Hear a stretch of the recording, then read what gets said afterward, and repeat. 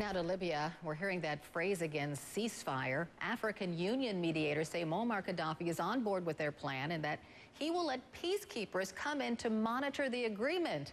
Still, there is no mention of Gadhafi stepping down. General Wesley Clark joins me now to explain exactly what this means, if anything. Welcome, General. Thank you, Carol.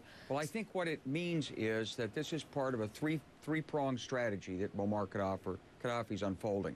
First, to try to destroy the rebels by military force or by subversion and bribes and intimidation. Secondly, to stall through a peace process. And third, to build up his strength through bringing in more mercenaries and outside support.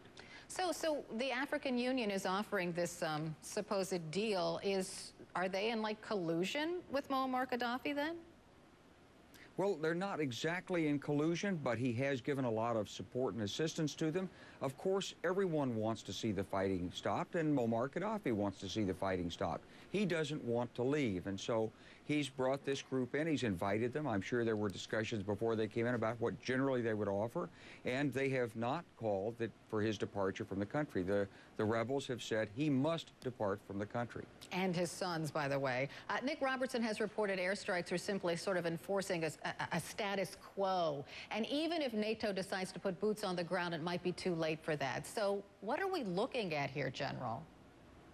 Well, I think what you're looking at is a prolonged policy struggle here. And as NATO comes to terms with how badly does it want Gadhafi out, and then what is it willing to do that. So there are already some outsiders in with the rebels in Benghazi. Apparently, they're not there with the forces calling in airstrikes yet. They're not actually doing the training. They may be assisting in some unpacking and delivery of weapons.